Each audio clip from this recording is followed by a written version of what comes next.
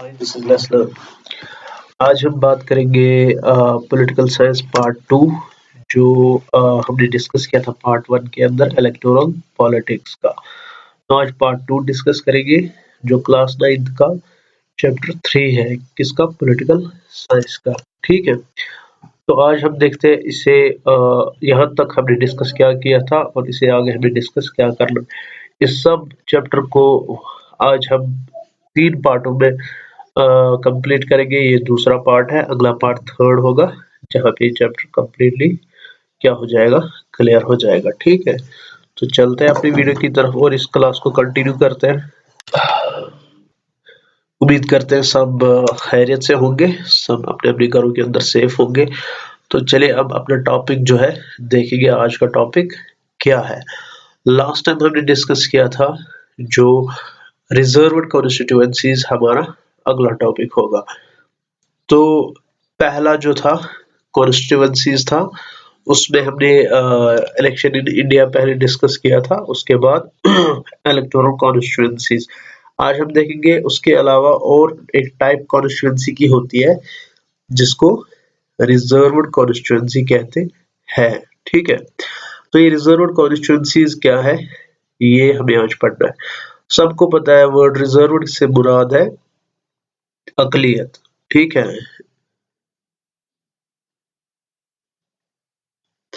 तो जो हमारा यानी इंडिया का कॉन्स्टिट्यूशन है वो एंटाइटल करता है हर किसी सिटीजन, चाहे वो मेल है या फीमेल है, वो अपना रिप्रेजेंटेटिव चुने। ठीक है, so that means our constitution entitles every citizen to elect his her representative and to be elected as a representative। मतलब ये है, एक तो वो हक रखता है इलेक्टेड रिप्रेजेंटेटिव्स को चुनने का, दूसरा वो खुद भी एज ए इलेक्टेड कैंडिडेट जो है रिप्रेजेंटेटिव खड़ा हो सकता है किसी कम्युनिटी या किसी स्टेट या किसी सेक्शन ऑफ सोसाइटी को रिप्रेजेंट करने के लिए। तो हर किसी सिटीजन को कॉन्स्टिट्यूशन राइट्स देता है इरेस्पेक्टिव ऑफ एनी डिफरेंस। ठीक है, तो कॉन्स्टिट्यूशन मेकर्स ने सोचा उसी वक्त कि हम इस कॉन्स्टिट्यूएंसी को कैसे एफिशिएंट और स्ट्रॉन्ग बनाएंगे। तो उसके लिए उन्होंने एक काम किया कि उन्होंने एक रिजर्वेशन रखी, क्योंकि उनको उस वक्त बहुत वरी हो रही थी कि इन फ्यूचर ऐसा हो सकता है जो इलेक्टोरल कंपटीशन है उसमें वीकर सेक्शंस ऑफ सोसाइटी जो है वो स्टैंड नहीं हो पाएंगे। अगर वो स्टैंड भी हो जाएंगे, जो स्ट्रॉन्ग सेक्शंस होते हैं सोसाइटी को, उनको आगे नहीं बढ़ने देंगे। तो चांस टू गेट इलेक्टेड जो है वो कम हो जाएगा उनके लिए, चाहे वो विधानसभा इलेक्शन हो या लोकसभा इलेक्शन हो। तो दोनों स्टेट लेवल और नेशनल लेवल पे वो डिनाई किए जाएंगे। सो उसके लिए उन्होंने क्या रखा, कॉन्स्टिट्यूशन के अंदर प्रोविजंस रखे वीकर सेक्शंस के लिए कि इनको रिजर्वेशन मिलनी चाहिए। तो उस रिजर्वेशन के हिसाब से अलग अलग सेक्शंस ऑफ सोसाइटी को रिप्रेजेंटेशन मिली। अब देखते हैं कि रिजर्वेशन कैसे पार्लियामेंट की असेंबलीज में रखी गई है। दोज हु आर इन्फ्लुएंशियल, यानी जो बड़े रसूख वाले लोग होते हैं, रिसोर्सफुल लोग होते हैं, मे बी इलेक्शन जीतने के लिए ऐसा वो करते हैं कि जो कमजोर वर्ग है या डिप्राइव्ड क्लास है उनको या उनकी आवाज को आगे नहीं पढ़ने दिए जाते। बट उस सेक्शन ऑफ पॉपुलेशन को इस सब चीज से बचाने के लिए कॉन्स्टिट्यूशन ने क्या रखा, उनके लिए स्पेशल सिस्टम ऑफ रिजर्वेशन रखा। तो वो 2 टाइप्स का है। ठीक है, अब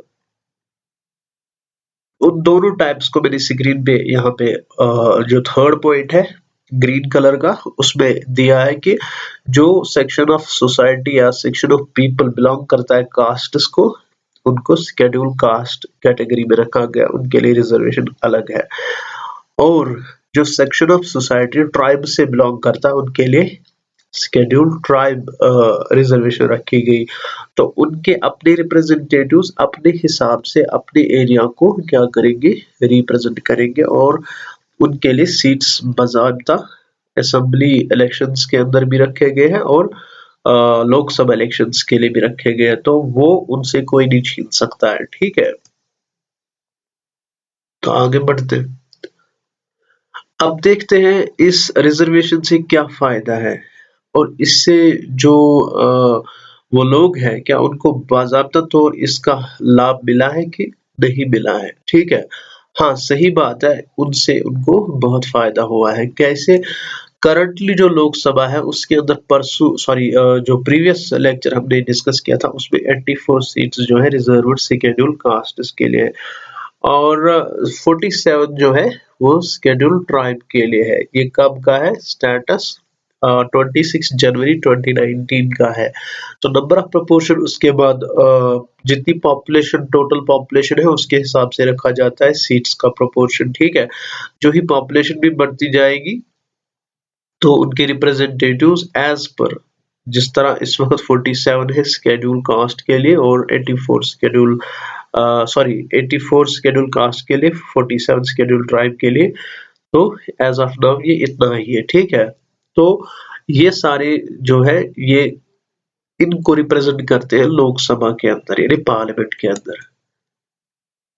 अब देखते हैं कि इसके अलावा कौन सी चीजों का ध्यान रखा गया है कॉन्स्टिट्यूशन के अंदर इन लोगों के लिए।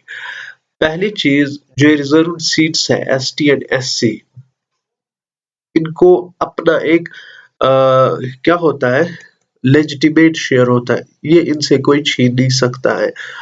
उसके अलावा और एक सेक्शन है उसको कहते हैं ओबीसी, ठीक है? तो ओबीसी क्या होता है? ओबीसी होता है अदर बैकवर्ड क्लास सेक्शन। ऐसा है कि जो न शेड्यूल कास्ट को बिलोंग करते हैं ना ही शेड्यूल ट्राइब को बिलोंग करते हैं, वो बैकवर्ड क्लास होता है, ठीक है?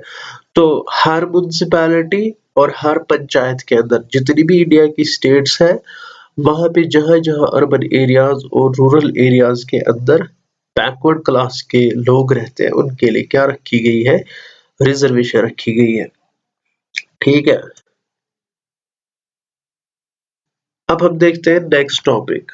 नेक्स्ट टॉपिक हमारा इसमें अभी तक हमने देख लिया कॉन्स्टिट्यूएंसीज, कॉन्स्टिट्यूएंसीज के अंदर सीट्स यानी रिप्रेजेंटेटिव्स, रिप्रेजेंटेटिव्स के बाद आती है बात रिजर्व्ड कैटेगरीज की सीट्स, तो वो भी हमने देखा किस तरीके से लोकसभा के अंदर उनका एक प्रोपोर्शन ऑफ रिजर्वेशन रखा गया है सीट्स का। तो उसके बाद नेक्स्ट स्टेप जो इलेक्शन प्रोसेस के अंदर या इलेक्शन कंपटीशन के अंदर आता है वो वोटिंग का आता है, ठीक है? तो ये वोटिंग जो है ये और एक हिस्सा है इलेक्शन प्रोसेस को आगे बढ़ाने का। तो देखते हैं जो हमारा टॉपिक है जिसको हम कहते हैं वोटिंग।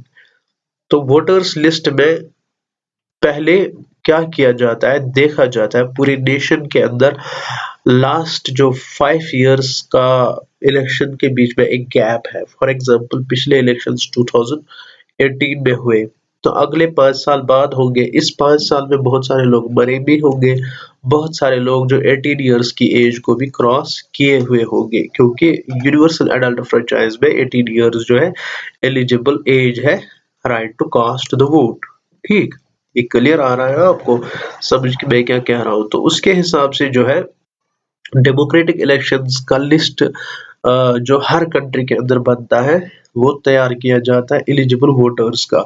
उसमें क्या होता है? उसमें ये सारा मेंशन किया होता है कि इलेक्शन के अंदर नए वोटर्स कितने हैं और जो पुराने थे उनमें कितनों की डेथ्स हुई है।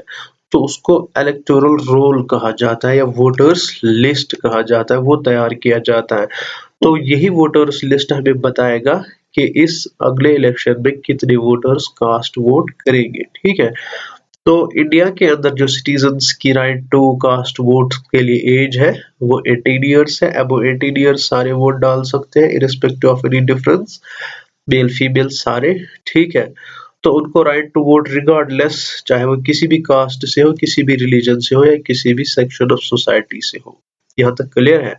बट कुछ प्रोविजंस है। एक प्रोविजन ये है क्रिमिनल्स जो है जिनका क्रिमिनल रिकॉर्ड है वो वोट नहीं डाल सकते हैं, ठीक है? अभी जो बात हम कर रहे थे डेड वोटर्स की, वो यूनिवर्सल एडल्ट फ्रेंचाइज में डिलीट किए जाते हैं जो मर गए हैं, और जो न्यूली 18 इयर्स की एज को क्रॉस किए हुए हैं उनको ऐड किया जाता है। तो उनके लिए क्या किया जाता है? एपिक इशू किया जाता है, इंट्रोड्यूस किया जाता है। वो क्या होता है? इलेक्शन फोटो आइडेंटिटी कार्ड, जिसको हम इलेक्शन कार्ड शॉर्ट में कहते हैं, वो उससे पता चलता है जब वो वोट डालने के लिए जाएगा, एक प्रूफ है कि ही और she is eligible to cast the vote. Okay, तो यहाँ तक वोटिंग लिस्ट भी हमने अब डिस्कस किया। तो 3 टॉपिक्स आ गए इलेक्शन कॉम्पिटिशन या इलेक्टोरल प्रोसेस का। अब नेक्स्ट टॉपिक जो हमारा होगा वो नॉमिनेशन ऑफ कैंडिडेट्स होगा। यानी अब देखते हैं हम कौन से लोग इलेक्शन के लिए अपना नॉमिनेशन भरते हैं, यानी फॉर्म भरते हैं कि मैं इलेक्शन लड़ूंगा, चाहे वो विधानसभा हो या लोकसभा हो। तो उसी टॉपिक को हम पढ़ेंगे जिसका नाम है नॉमिनेशन ऑफ कैंडिडेट्स। तो ये नॉमिनेशन ऑफ कैंडिडेट्स कैसे स्टार्ट होता है, क्यों होता है और इसके लिए क्या प्रोविजंस है, वो इस टॉपिक के अंदर डिस्कस करेंगे। ऑलरेडी हम जानते हैं कि ये जो वोटर्स लिस्ट है वो हमें सिर्फ बताता है कि कितने वोटर्स हैं पूरे कंट्री के अंदर। जब नॉमिनेशन ऑफ कैंडिडेट्स की बात आती है तो इसका मतलब है कितने लोग कंटेस्ट इलेक्शन कर रहे हैं। राइट टू वोट वाले अलग है, ये राइट टू कंटेस्ट इलेक्शन वाले हैं, खड़े कितने हो गए इलेक्शन के लिए। ठीक है, तो डेमोक्रेटिक इलेक्शन के अंदर जो है रियल चॉइस हर किसी को है, जो मैंने पिछले टॉपिक में भी बताया, हर किसी के पास फ्री एंड फेयर चॉइस होनी चाहिए, चाहे वो वोट डाल रहा हो या इलेक्शन लड़ रहा हो। इसमें अनपढ़ लोग भी आ सकते हैं, यही वजह है कि पॉलिटिकल कंपटीशन के अंदर अच्छे लोग भाग जाते हैं फिर। ठीक है, तो नॉमिनेशन पेपर्स के अंदर क्या होता है, फॉर्म भर दिया जाता है। इलेक्शन कमीशन एक डिपार्टमेंट होता है जहां पे नॉमिनेशन पेपर्स जो है सबमिट किए जाते हैं। जितनी भी पॉलिटिकल पार्टीज हैं वो अपने अपने कैंडिडेट्स को हर स्टेट के अंदर अक्रॉस द कंट्री क्या करते हैं, अपने बंदू को नॉमिनेट करते हैं, कैंडिडेट्स का नाम प्रोवाइड करते हैं, उनके लिए नॉमिनेशन पेपर्स तैयार करते हैं और वो फिल करते हैं इलेक्शन कमीशन के अंदर। फिर इलेक्शन कमीशन उनके लिए जो पार्टी सिंबल्स है वो प्रोवाइड करती है। ठीक है, तो नॉमिनेशन जो है इसको पार्टी टिकट कहते हैं। ठीक है, पार्टी टिकट का मतलब है उस कैंडिडेट को फलानी स्टेट में पार्टी टिकट मिल गया है, वो उस पार्टी से इलेक्शन लड़ रहा है। ठीक है, तो कुछ लोग ऐसे होते हैं जिनका कैरेक्टर या हम कह सकते हैं बहुत खराब होता है या उनको क्रिमिनल रिकॉर्ड भी होता है, ज्यादा से ज्यादा पॉलिटिक्स में उनको फिर एंटर नहीं किया जाता, एंटरटेन भी नहीं किया जाता, उनके नॉमिनेशन पेपर्स को रद्द किया जाता है। ठीक है, बट समहाउ ये कुछ फेयर नहीं लग रहा है मुझे, क्योंकि बहुत सारे लोग डर्टी पॉलिटिक्स के अंदर इन्वॉल्व है और वो इस वक्त भी एक्टिव पॉलिटिशियंस है। ठीक है, तो यहाँ पे और एक पॉइंट जो है वो है कि जो भी लोग क्या करेंगे, कंटेस्ट इलेक्शन करेंगे और उसके लिए नॉमिनेशन फॉर्म फिल करेंगे, उनको क्या करना होता है, उनको जो इलेक्शन कमीशन है, इलेक्शन कमीशन उनको नॉमिनेशन फॉर्म भरने के टाइम ही एक सिक्योरिटी डिपॉजिट यानी पैसे मांगता है, जो वो वहां पे डिपॉजिट रखते हैं, जिसको सिक्योरिटी डिपॉजिट कहते हैं। ठीक, तो ये यहाँ तक था नॉमिनेशन ऑफ कैंडिडेट। अब हम देखेंगे नेक्स्ट हम क्या डिस्कस करने जा रहे हैं इस टॉपिक के अंदर। ठीक है,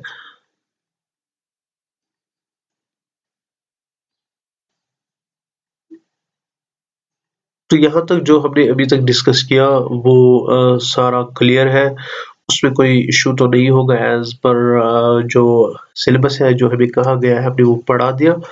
तो एज आई नो कि जिस तरीके से हम आगे जा रहे हैं तो उसके हिसाब से कोई कंफ्यूजन नहीं रहना चाहिए।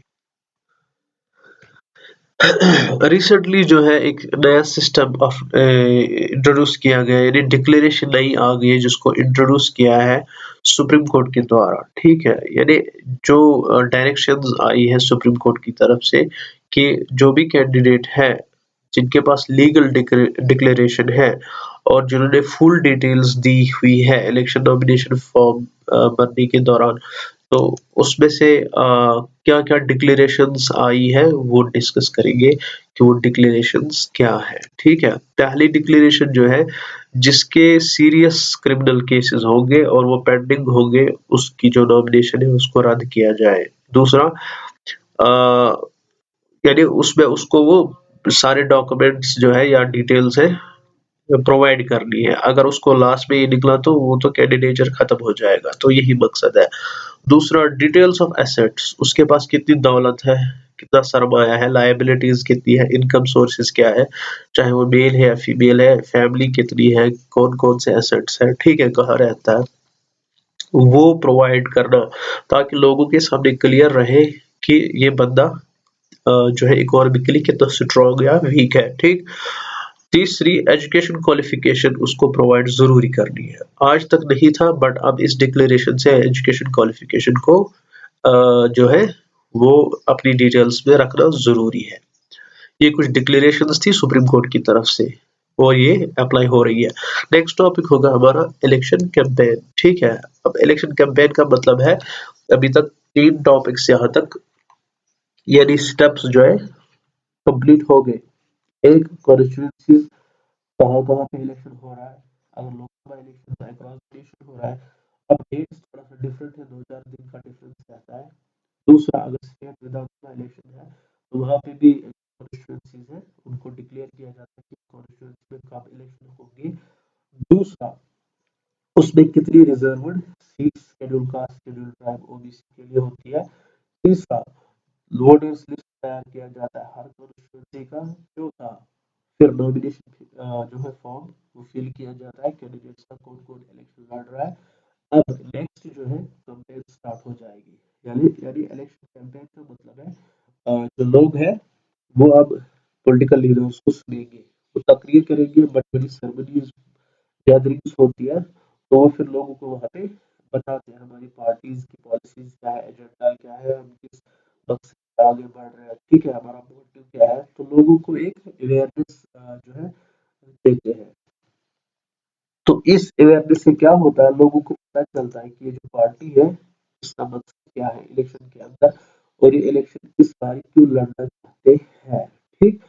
तो main purpose of election campaign क्या है कि give the people a chance to choose the representative, कि लोगों को इस तरह कन्विंस करें, ऐसे इलेक्शन कैंपेन करेंगे कि उन्हें लगे कि इन सब लोग, क्योंकि जो भी लोग हैं वो हर किसी पॉलिटिकल पार्टी के गैदरिंग में जाते हैं और वो सुनते हैं उनको, और उनको फिर जज करना होता है कि कौन सी पार्टी बेटर लगती है अपनी पॉलिसीज और अपनी एजेंडाज में जो वो लेके आएगी, ठीक है। तो इससे क्या मिलती है, एक बेटर चॉइस मिलती है रिप्रेजेंटेटिव की। देयरफॉर ये नेसेसरी है फ्री एंड ओपन डिस्कशन के लिए कि इलेक्शन कैंपेन की जाए। तो बेटर रिप्रेजेंटेटिव चुनने के लिए इलेक्शन कैंपेन का एक प्रोसेस जो है इंडिया में फॉलो किया जाता है। अब इस इलेक्शन कैंपेन के पीरियड के दौरान क्या होता है, जितने भी कैंडिडेट्स हैं वो कांटेक्ट में आते हैं वोटर्स के, चाहे वो उनको वोट डाले या न डाले, वो उनकी जो है उनके कांटेक्ट में आके उनसे अपनी सारी पॉलिसीज को डिस्कस करते हैं। जब वो पॉलिसीज डिस्कस होती है उसको इलेक्शन कैंपेन कहते हैं। क्योंकि वो कैसे होता है, जब वो पॉलिटिकल लीडर्स गैदरिंग्स को क्या करते हैं, एड्रेस करते हैं। जब वो उनको एड्रेस करते हैं यानी उनको सारी चीजें जो है सामने रखते हैं कि उनकी क्या मतलब मकासद है आगे इलेक्शन के बाद, तो पॉलिटिकल पार्टीज ये सब करके मोबिलाइज करते हैं अपने सपोर्टर्स को अपनी तरफ खींचने के लिए। तो ये जो पीरियड है इसमें 2 चीजें ज़्यादा एक्टिव रहती है, ठीक है? आप सबको पता होगा, एक न्यूज़पेपर्स, दूसरा टेलीविज़न। किसके लिए? एडवर्टाइज़मेंट के लिए। अक्सर इस इलेक्शन कैंपेन के दौरान न्यूज़ में एड्स चलते हैं, सिर्फ डिस्कशंस होते हैं, पॉलिटिकल पार्टीज़ की जो है हिस्ट्री बयान की जाती है और नई जो उन्होंने एडवांसमेंट की होती है उस पे बात होती है। फिर लोगों को थ्रू डिबेट, स्टोरीज़ या जो पोस्टर्स होते हैं, ठीक है, उनके ज़रिए जो है अवेयर किया जाता है। इलेक्शन कैंपेन की प्रोसेस जो है वो 2 वीक्स की होती है, यानी 2 वीक्स तक इलेक्शन कैंपेन जारी रहती है, ठीक है। अब हम नेक्स्ट टॉपिक की तरफ जाएँगे। अब हम इस टॉपिक को कंटिन्यू करेंगे क्योंकि इस टॉपिक को अभी क्लियर करना ज़रूरी है। आगे बढ़ते हुए देखेंगे अब कि नेक्स्ट डिस्कशन जो है इलेक्शन कैंपेन के अंदर हम ये देखते हैं कि पब्लिक जो है उसका अटेंशन गेन किया जाता है। जो पॉलिटिकल पार्टी है वो फोकस प्रोवाइड करती है पब्लिक अटेंशन को अपनी तरफ लाने के लिए। वो बड़े-बड़े इश्यूज को डिस्कस करते हैं जैसे कि सॉरी अक्सर जब बीजेपी आ गई तो उन्होंने कहा हम पूरे देश को जो है एक भारत, अखंड भारत, इसी तरह बेटी बचाओ बेटी पढ़ाओ ये स्लोगन्स दे दिए और वो पाकिस्तान ऑक्यूपाइड वाला कश्मीर हमारा है उसको इसके साथ मिलाना है, हमें कश्मीर को मर्ज करना है, फिर आर्टिकल एब्रोगेट किया गया, बाकी सारी चीजें। तो दैट मीन्स बड़े-बड़े कभी-कभार नेशनल इश्यूज, कभी इंटरनेशनल इश्यूज जो रिलेशंस है कंट्रीज के साथ वो डिस्कस किए जाते हैं, ट्रेड एंड कॉमर्स डिस्कस किया जाता है। तो उससे क्या होता है, पब्लिक का अटेंशन अट्रैक्ट होता है। तो वो मकसद सिर्फ होता है वोट बेसिस जो है उनकी बैंक तैयार करना, वोट बैंक उसी से उनकी तरफ खींचा चला जाता है। वो वोट बैंक कौन होते हैं? पब्लिक होती है। कांग्रेस जब पहली बार लोकसभा इलेक्शन के लिए उठी थी, कब? 1971, जब हमने अर्ली टॉपिक के अंदर 1972 का इलेक्शन की बात की थी, जब देवीलाल उठा था कांग्रेस के खिलाफ। तो ये तब की बात है, उस वक्त इंदिरा गांधी जो है प्राइम मिनिस्टर थी कांग्रेस की तरफ से। उसने एक स्लोगन दिया था, गरीबी हटाओ, रिमूव पॉवर्टी। तो इस स्लोगन को आगे बढ़ाते हुए उसने इलेक्शन के अंदर बहुत सारे वोट जो है अपनी तरफ खींच के लाए और उसने इलेक्शन जीता था। तो ये एक स्लोगन क्या होता है, एक पब्लिक अटेंशन के लिए वोट गेनिंग एक कैंपेन रहती है पॉलिटिकल लीडर्स की। तो स्लोगन्स मस्ट होते हैं। इसी तरह दूसरी बार क्या हुआ, जो तेलुगु देशम है वहां पे उन्होंने स्लोगन लगाया, protect the self respect of the Telugus. यानी तेलुगु लोग जो है अलग कम्युनिटी है, उन्होंने अपने लिए स्लोगन खड़ा किया। जो उनके लीडर्स थे, उनका लीडर जो था एन.टी. रामाराव, उसने ये वहां पे स्लोगन दिया था। वो तेलुगु देशम पार्टी से जो आंध्र प्रदेश के अंदर है, ठीक। तो असेंबली इलेक्शन 1983 की बात है। तो आपको पता ही है तेलंगाना फिर आगे जाके कब अलग हुआ। तो ये क्या होता है, ये वोट गेनिंग एक स्लोगन होता है। अकॉर्डिंग टू और इलेक्शन कमीशन जो लॉ है, बॉडी जो है, जो भी पार्टी हो या कैंडिडेट हो, उसमें क्या क्या प्रोविजन रखे गए हैं कि कोई भी बंदा या कोई भी पार्टी का कैंडिडेट हो, कुछ भी हो, वो वोटर्स को ना रिश्वत दे सकते हैं, ना ही उनको डरा सकते हैं। थ्रेटन और ब्राइब इट इज प्रोहिबिटेड। ठीक। दूसरा, अ, ना ही वो उनके नाम पे अपील कर सकते हैं, यानी इलेक्शन कैंपेन अलाउ नहीं है in the name of caste और रिलीजन। ठीक है, यानी कोई रिलीजन को प्रमोट करने के लिए अपील करेगा, वोट डालो, कोई कास्ट को प्रमोट करने के लिए या किसी और के लिए, इससे क्या होता है, कंट्री के अंदर यूनिटी एंड डाइवर्सिटी जो है वो उसका खतरा रहता है। बट ये जो पिछला इलेक्शन था जिसमें जो है ज्यादातर मुस्लिम्स के लिए जो ट्रिपल तलाक की इलेक्शन कैंपेन कभी चली, कभी बाबरी मस्जिद का इशू चला, कभी इसके साथ साथ मॉब लिंचिंग जो है इसमें भी बेन चली। तो ये कहीं न कहीं एक रिलीजियस एक स्लोगन था या इलेक्शन कैंपेन थी जिसमें देखा गया बहुत सारे लोग जो है मॉब लिंचिंग के अंदर मारे गए। ठीक है? तो ये गलत है, ये प्रोहिबिट है। तो नेक्स्ट गवर्नमेंट इसके लिए फिर इलेक्शन कैंपेन के अंदर उनके खिलाफ एक्शन लेती है। तो ये यहाँ तक था इलेक्शन कैंपेन जो हमने डिस्कस किया। तो अब इसमें क्या होता है, और कुछ चीजें जो है डिस्कस करनी बाकी है।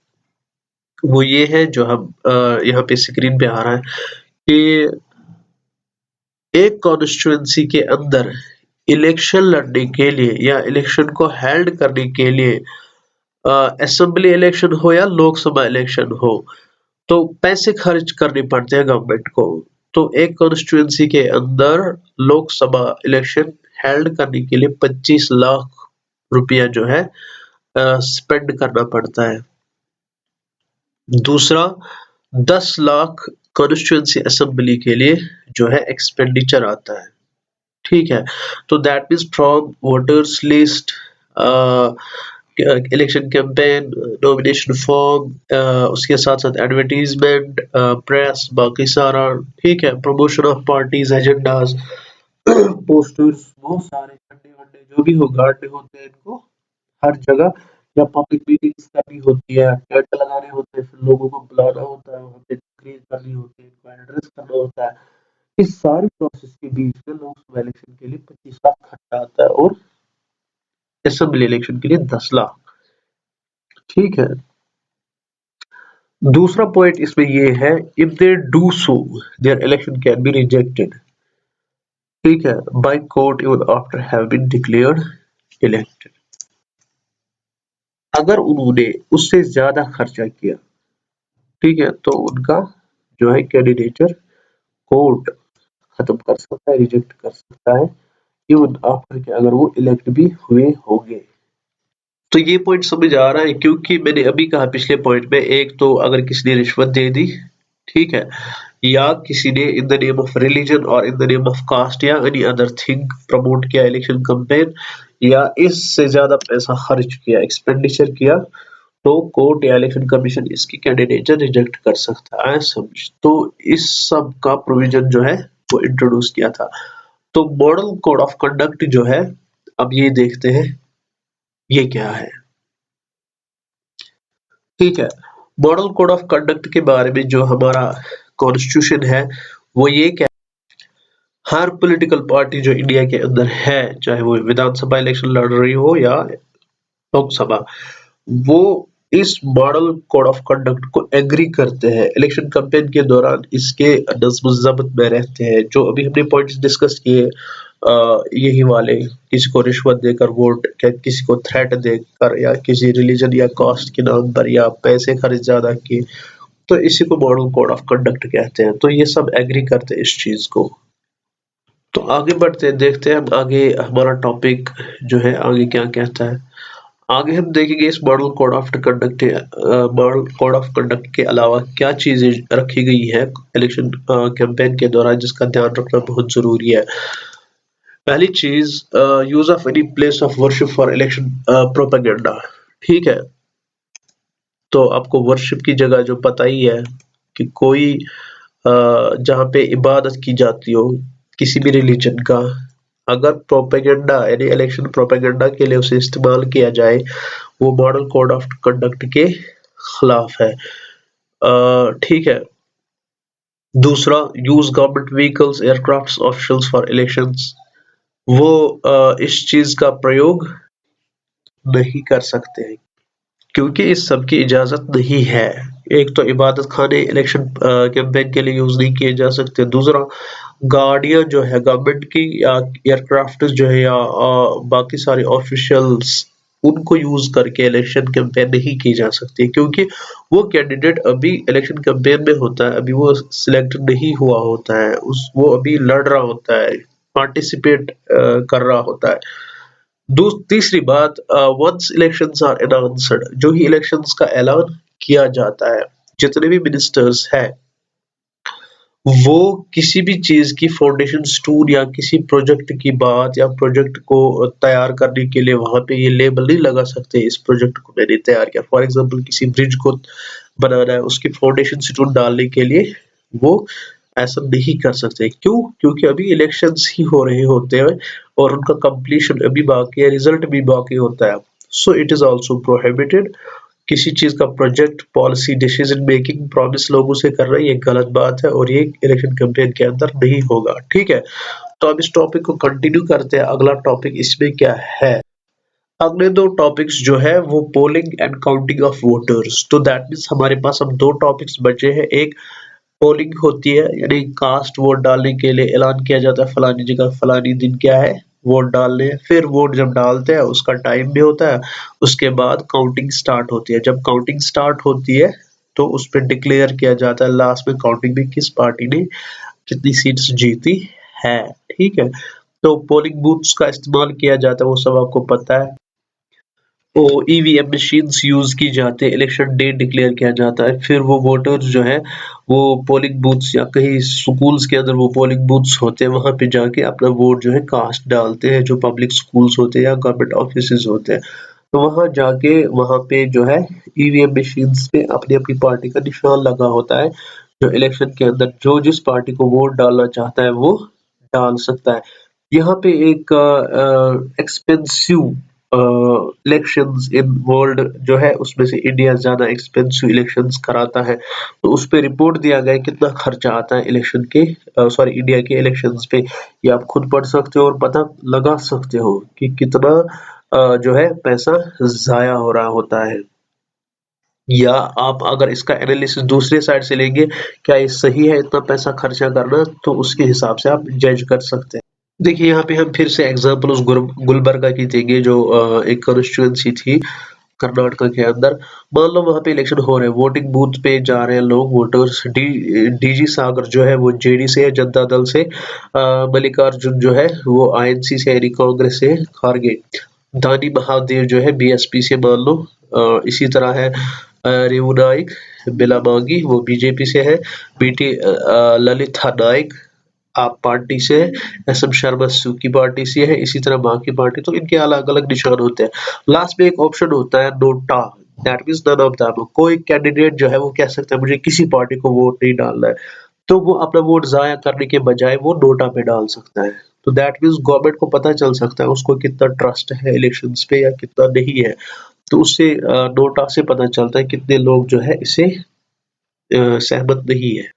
पुराने टाइम में क्या होता था, बैलेट बॉक्सेस होते थे, उसमें पेपर स्टैम्प लगा के फिर उसमें डालना होता था वो पेपर शीट। आज भी फॉरेन कंट्रीज में वो यूज किया जाता है, ठीक है। तो उससे वो पेपर जो है उसमें डालना होता था, वो डब्बा जैसा होता है। बट आज वोटिंग इलेक्ट्रॉनिक मशीन्स के जरिए कराई जाती है, जिसको ईवीएम कहते हैं, इलेक्ट्रॉनिक वोटिंग मशीन। तो वो खुद रिकॉर्ड करती है इलेक्ट्रिकली किस कैंडिडेट ने कौन सा वोट किस पार्टी को डाला है। तो वो फिर ऐसे ही वोट कास्ट करते हैं, ठीक है। तो उसके बाद आता है इलेक्शन डिक्लेरेशन का टाइम, जिसको हम काउंटिंग कहते हैं, ठीक है। वो मैंने अभी बता दिया, किसके पास highest secure number of votes आते हैं उसी को डिक्लेयर किया जाता है फिर रेडियोज पे, टीवी चैनल्स पे, अखबारों में, ठीक है। काउंटिंग के बाद जब तक काउंटिंग चलती है रिपोर्ट्स आते रहते हैं, ठीक।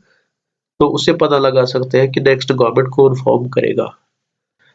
अब हमारा आखिरी टॉपिक बचा है 3.3, what makes election in India democratic. ये हमारा पार्ट 3 में कंप्लीट होगा, उसके लिए अलग वीडियो आएगा। टिल देन अस्सलाम वालेकुम, stay safe, stay at home, Allah Hafiz.